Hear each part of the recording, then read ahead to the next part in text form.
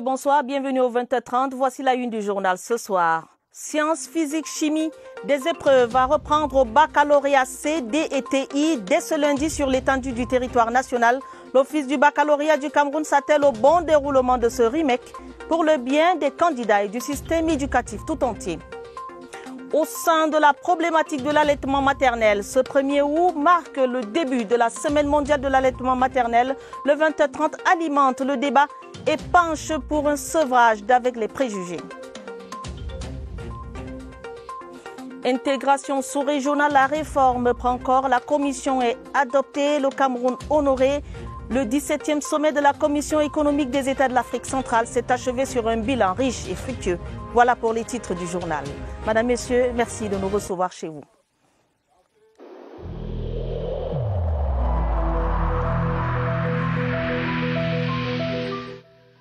Le port du masque dans l'espace public restera obligatoire jusqu'à nouvel ordre.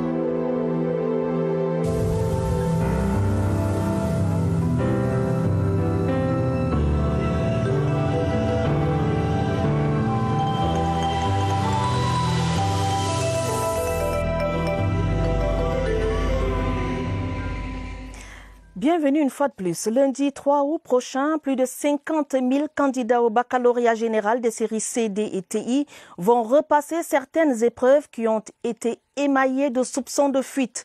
Le but de cette reprogrammation décidée par les autorités en charge des enseignements secondaires est de permettre au baccalauréat 2020 de garder toute sa crédibilité. À l'Office du bac, on est déjà prêt pour cette reprise spéciale. Voici le reportage de Franck Evina. Concernés par cette reprogrammation, 54 148 candidats au baccalauréat général. 4 épreuves à reprendre en 2 jours, la physique-chimie et la SVT pour la série D, la chimie pour la série C et la physique pour la série TI. Les épreuves sont déjà disponibles et sont convoyées déjà dans les délégations régionales. Les chargés des missions sont en train de reprendre la route. L'Office du bac rassure par ailleurs quant à la pertinence et la consistance scientifique des nouvelles épreuves qui seront soumises aux candidats. Nous avons une banque des épreuves dont il ne s'agit aucunement de reconcevoir d'autres épreuves. Après les soupçons de fuite à l'origine de cette reprogrammation, vigilance renforcée autour du circuit des épreuves. C'est un appel lancé à tous les intervenants, les candidats, les parents, les enseignants essentiellement, pour que tout le monde nous convergions vers la même direction, c'est-à-dire la protection du patrimoine académique et intellectuel de notre pays. Des milliers de candidats sont ainsi appelés à repartir à l'assaut du bac général en toute honnêteté intellectuelle. L'intégration sous-régionale en zone CEAC vient d'enregistrer un grand bond en avant. La réforme institutionnelle a pris corps, de nombreuses recommandations faites, des résolutions prises. Le Premier ministre chef du gouvernement représentait le chef de l'État Paul Biya à ses assises. Joseph Dion Ngouté dresse le bilan des travaux dans cet extrait sélectionné par Laurentine Bekono. Ce qui a commencé en 2015, c'est-à-dire la réforme de la CEAC, prend déjà corps avec la mise en place de la nouvelle commission, dont un président, un vice-président et 5 commissaires, parmi lesquels il y a une Camerounaise qui s'occupe désormais de l'aménagement du territoire et de l'infrastructure. C'est un sommet qui a été très profond. Je crois donc que désormais, tous les jalons sont posés pour que l'intégration soit poussée davantage.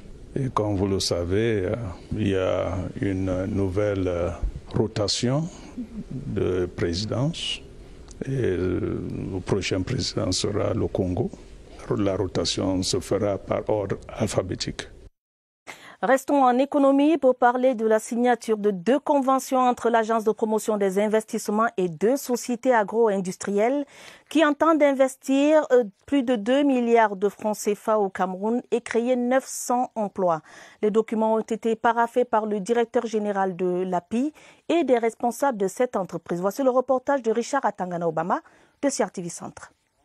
Le Cameroun reste une destination attractive pour les investisseurs locaux et internationaux. Pour ce faire, les pouvoirs publics ont mis sur pied des outils d'accompagnement à l'instar de l'Agence de promotion des investissements. La signature de cette convention en est une parfaite illustration. C'est pour accorder les incitations douanières et fiscales à ces deux sociétés et permettre ainsi à celles-ci de pouvoir se mouvoir en toute sérénité. Ces nouvelles industries pastorales installées à Douala et à Ngaoundéré entendent investir près de 23 milliards au Cameroun et créer 900 emplois. L'objectif ici, c'est d'avoir des produits avec des coûts réduits pour que nos consommateurs aient des produits compétitifs sur le marché.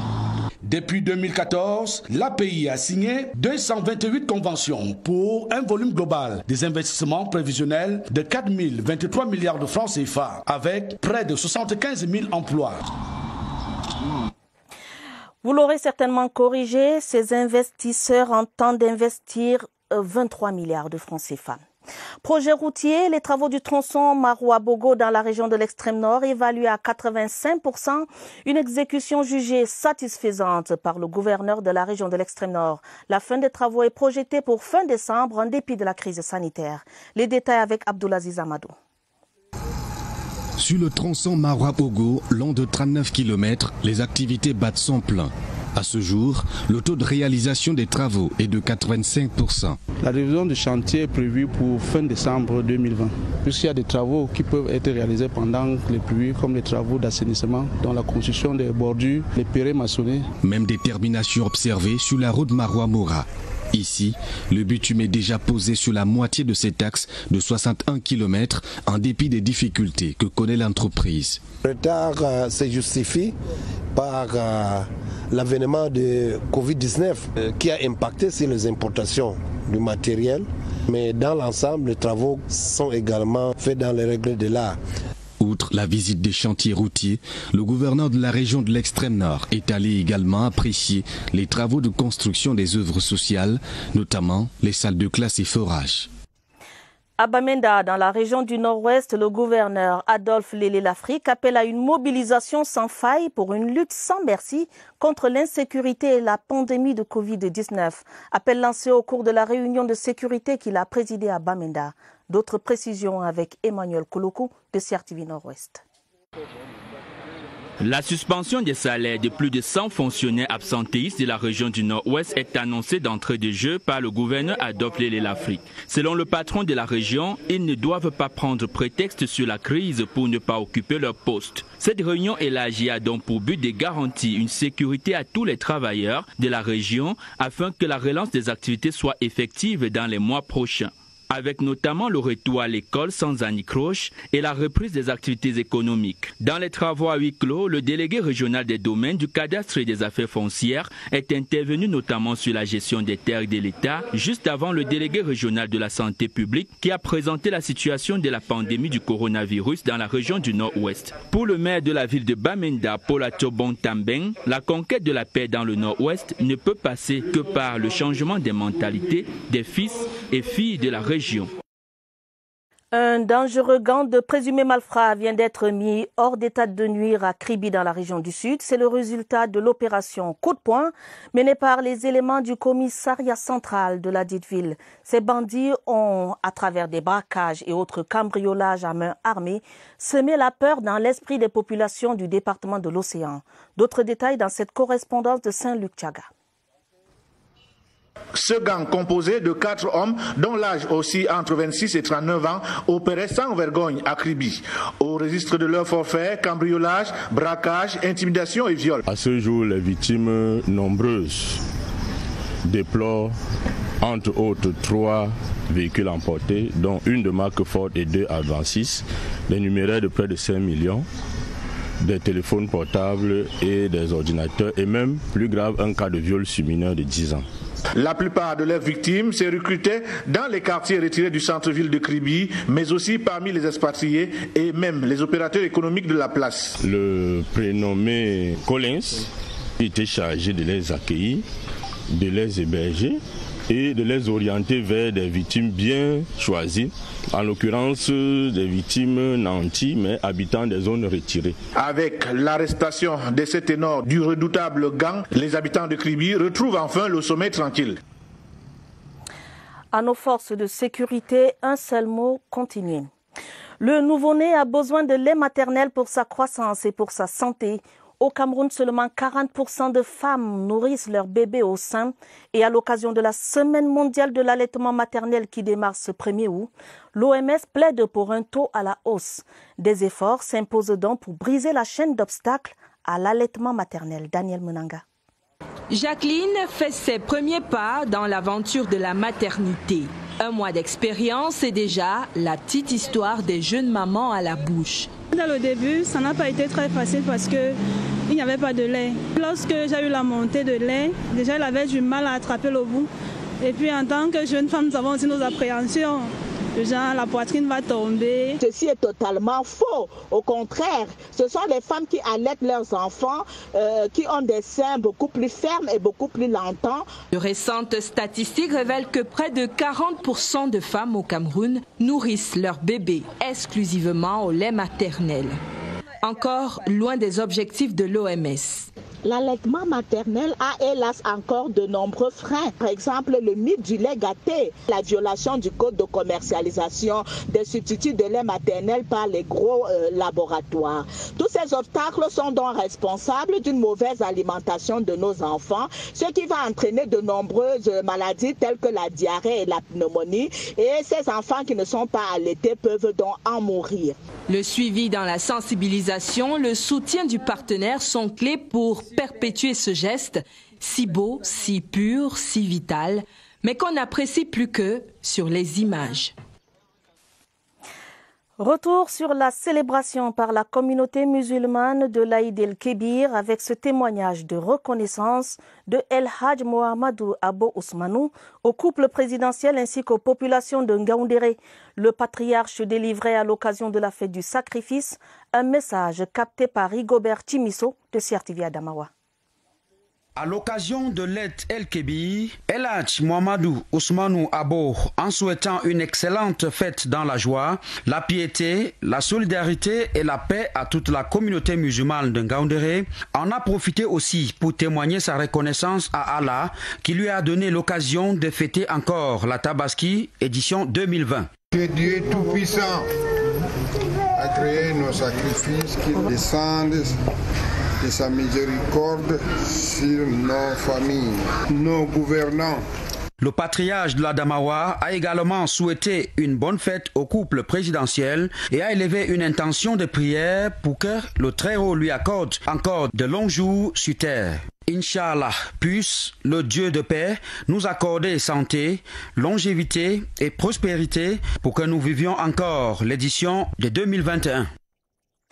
En Konsamba, dans la région du littoral, les fidèles musulmans ont imploré Allah Tout-Puissant pour la fin du coronavirus, la relance de la croissance économique nationale, la paix et la stabilité du Cameroun. Retour sur cette célébration avec Joseph Itoté de CRTV Littoral. Inspiré par le contexte, l'imam Ousmanou Liman de la mosquée centrale de Nkonsamba a structuré son sermon autour de deux thèmes, la paix et la lutte contre le coronavirus, qui a certes bousculé l'organisation de la fête de la Tabaski sans pour autant ébranler la foi musulmane. Dans mon sermon, j'ai sensibilisé les fidèles de prendre acte de mesures que notre gouvernement va instaurer, de respecter, c'est pour notre sécurité et nos santé. J'ai un peu aussi attiré l'attention des fidèles. Il faut que nous restons unis, comme Dieu a dit, il faut se cramponner dans le câble de Dieu, c'est-à-dire de rester en paix. En réalité, va-t-il renchérir? La fête du mouton permet de commémorer la soumission d'Ibrahim à Allah. En choisissant l'amour de Dieu, les fidèles musulmans choisissent. Un nouvel ouvrage sur l'œuvre humanitaire de la première dame camerounaise, intitulé Le cœur de Madame Chantal Biya, incarnation ou réincarnation du Sacré-Cœur de Jésus. L'ouvrage du pasteur Ernest Ebanda de l'Union des Églises Baptistes du Cameroun a été présenté hier. Une dédicace suivie par Joseph Clément Omba. Troquant sa toge ecclésiastique pour enfiler le costume d'écrivain, le pasteur Ebanda propose une lecture originale de l'œuvre humanitaire de la première dame camerounaise, scrutée sous le prisme biblique comme l'œuvre d'une chrétienne s'offrant en sacrifice pour le bonheur des démunis. Toutes les œuvres observées de Mme Chantal Biya découlent d'un sentiment de compassion, d'amour pour l'humanité tout entière. Les 4 chapitres aboutissent à une conclusion. Le corps de Mme Chantal Biya est celui d'une dame que Dieu a fait don à son peuple, le Cameroun, en incarnant les sentiments qui étaient en Jésus-Christ. La dévotion, son déploiement caritatif à travers les institutions qu'elle a créées, valide cette thèse.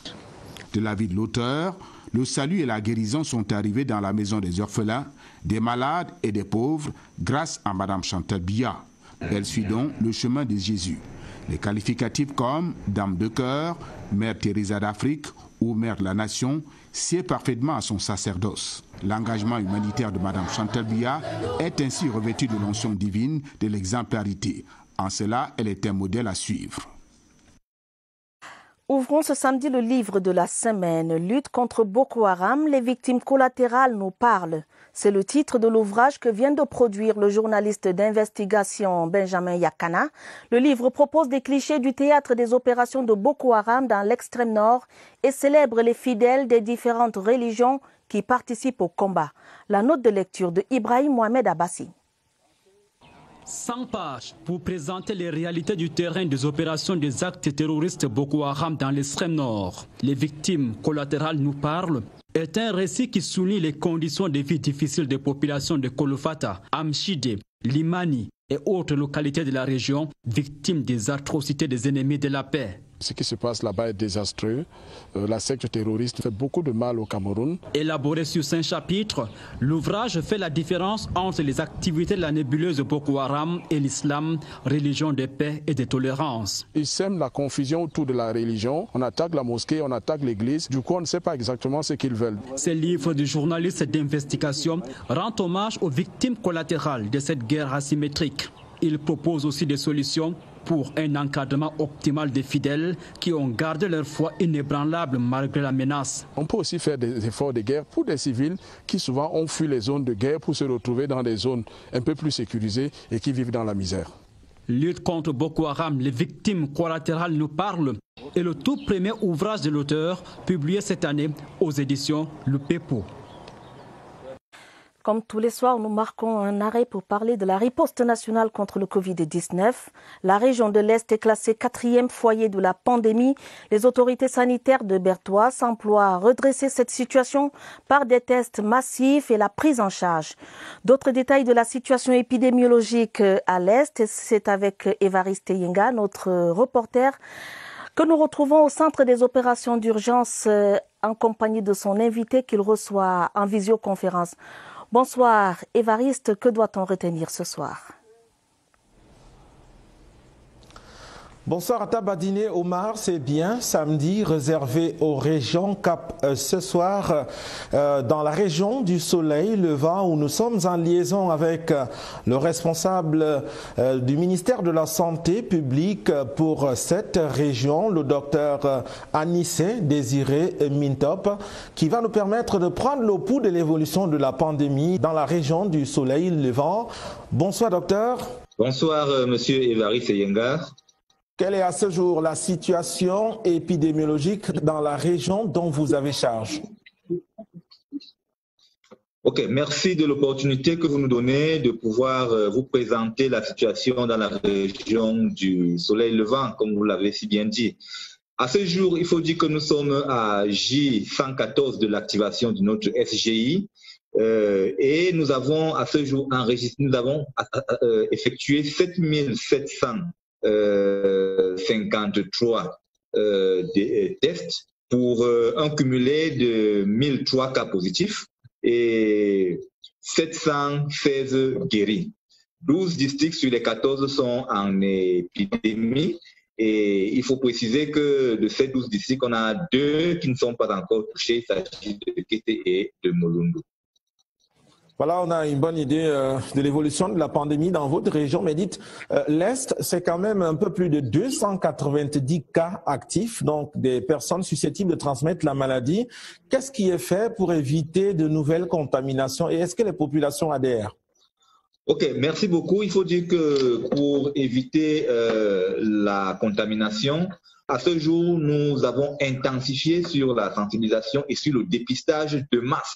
Il est question pour nous d'aller dans les plus profonds, vers les populations les plus défavorisées, vers les lieux publics, dans les marchés, pour faire des dépistages afin de capter les cas positifs et de les traiter. À côté de cela également, nous avons, avec l'appui des autorités, de vastes campagnes de sensibilisation pour amener les uns et les autres à respecter strictement les mesures barrières telles qu'édictées par le gouvernement.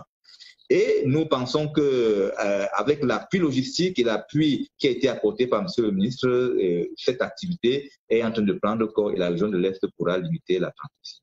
Dr Mitop, Nissé Désiré, merci, monsieur le délégué, d'avoir disposé de votre temps à mener cet entretien qui vient de s'achever à Tabatiné Omar. C'était le délégué régional du ministère de la Santé publique pour la région de l'Est. La semaine prochaine, samedi prochain, voudrais-je dire, on mettra le cap dans la région du Sud, à Boulevard. À vous le plateau. Merci Évariste. Merci également à votre invité pour sa disponibilité. Une thèse de doctorat défendue avec brio à l'université de Yaoundé 2 par un non-voyant, Achille Moudan est désormais titulaire d'un PhD. Sa thèse intitulée « Protection du consommateur sur le terrain de la publicité » était soutenue devant un jury d'éminents universitaires. Franck Evina raconte. Soutenance de thèse exceptionnelle. Pour la toute première fois, l'université de Yaoundé 2 livre un titulaire de doctorat PhD non-voyant. Achille Moudan, frappé d'une incapacité visuelle élevée à 100%, défend devant le jury, présidé par le professeur Roger Movungu, son mémoire articulé autour de la protection du consommateur sur le terrain de la publicité. La protection du consommateur sur le terrain de la publicité ne consiste pas à protéger le consommateur contre la publicité, non, mais plutôt de protéger contre les effets pervers de la publicité. Le professeur Adolphe Minkwaché, son directeur de thèse, par ailleurs recteur de l'université de Yaoundé 2, va saluer la consécration d'un étudiant qui a su dominer son handicap. J'ai rarement rencontré autant de courage, autant d'engagement, autant d'optimisme dans la même personne, alors même qu'il y a un certain nombre de circonstances qui sont telles que la personne aurait pu se décourager. Mention très honorable au terme des échanges, le désormais docteur en droit privé Achille Moudan peut souffler après moult difficultés liées à son handicap. Les affaires sociales représentées dans la salle auront la preuve à travers le docteur Achille Moudan que l'université de Yaoundé 2 est un espace scientifique inclusif. Les félicitations du 20h30 au docteur Moudan. La création d'un organe spécifique chargé des questions de la diaspora ou encore la révision de la loi de 68 portant code de la nationalité camerounaise, ce sont là des sujets au centre de la première série de consultations entre le réseau des parlementaires pour la diaspora et des leaders d'opinion. Débat conduit par le président du dit réseau, Henri-Louis Ngancha. Pulchéri Até nous en dit plus. Série de consultations conduite par le président du réseau des parlementaires pour la diaspora, l'honorable Henri-Louis Ngancha, a suscité l'adhésion de nombreux leaders de partis politiques et d'opinion. Cette initiative du réseau des parlementaires pour la diaspora est la bienvenue pour une information fiable et sincère pour la diaspora. Que la diaspora puisse ressentir, n'est-ce pas, qu'elle est aujourd'hui considérée et impliquée. Les Camerounais vivant à l'étranger ont également pris une part active à ces consultations. Les différents avis recueillis serviront de base à la construction d'une meilleure offre visant à résoudre le problème de la diaspora camerounaise. Il y a des sujets phares tels que l'octroi de la double nationalité, la création d'un organe qui puisse encadrer notre diaspora. Cette série de consultations va se poursuivre avec les chefs traditionnels et la société civile. Sauver l'économie de l'arrière-pays du Covid-19 par la sensibilisation, c'est l'exercice auquel les députés de la nation issus du Nyon et Founou se sont livrés. Au cours de leur compte-rendu parlementaire et sous fond de remise de dons, les élus ont égrené les effets de cette crise sanitaire sur notre économie. Lucrèce Mebenga. D'Akonolinga à Mengan, en passant par Ayose Ndom, les députés de la nation issus d'Union Infoumou ont porté partout le même message. Nous comprenons que le pays est vraiment en difficulté à cause de ce Covid-19. Ces populations le ressentent dans leurs activités génératrices de revenus, comme ici à Ayose. On nous a repoussés dans les maisons, même partir au champ, les femmes ne partaient plus, parce qu'on ne savait pas là où le coronavirus allait nous arrêter.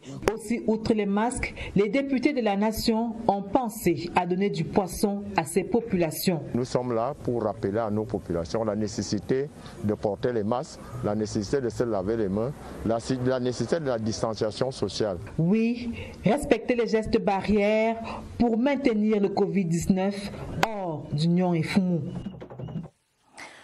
Et dans la suite de la disparition hier de Stephen Tato, l'ancien capitaine des Lions indomptables, nous revisitons ce soir son riche parcours de footballeur. Le géant de 57 ans a tout gagné au plan local et international avec à la clé une CAN et une performance de quart de finaliste à la Coupe du Monde. Évocation avec Germain Walisingé. Cette poignée de main vigoureuse avec Diego Maradona, le 8 juin 90 à Milan, donne tout son sens à la solidité de l'homme. Le bel athlète d'1,82 m fait toutes ses classes au championnat local. Kamak de Bamenda, Tonnerre de Yaoundé et Olympique de Volier ont vu évoluer un arrière droit efficace et appliqué. C'est en 1985 que le défenseur intègre la sélection nationale pour en devenir plus tard un meuble. La CAN 88 au Maroc révèle aux yeux du monde un défenseur au tacle puissant et long pour ressortir le ballon. Sa véritable marque de fabrique. 2 ans plus tard, le champion d'Afrique conduit les troupes camerounaises au mondial italien en 1990 où il confirme son talent et sa discipline de jeu. C'est un grand joueur, très courageux, toujours un bon motivateur. Il est parti sans qu'on puisse vraiment savoir ce qui se passait. Mais sur le plan du jeu, c'était un grand personnage. Il entrait dans l'histoire du football camerounais, 2 fois capitaine en phase finale de Coupe du Monde. Il n'y a que lui qui l'a réalisé. Sa reconduction comme capitaine à la World Cup USA 94 est la preuve de sa loyauté, son fighting spirit, sa bonne gestion d'un groupe. Le défenseur emblématique, aux 63 sélections avec 3 buts, tire sa révérence dans la discrétion, qualité qu'il a toujours distinguée dans sa riche carrière. Des télégrammes officiels du président de la République du Cameroun, Paul Biya, écrit respectivement à leurs excellences Simonetta Sommaruga, présidente de la Confédération suisse au Palais fédéral de Berne, et à Patrice Talon, président de la République du Bénin à Porto Novo.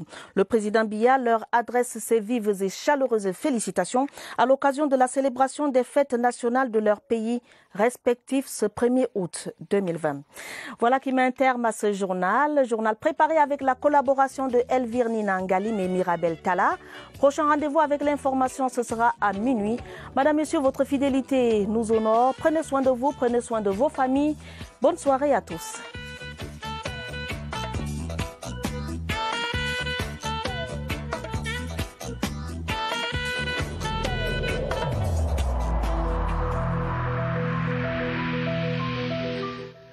Il est essentiel que les mesures qui ont été indiquées soient absolument respectées par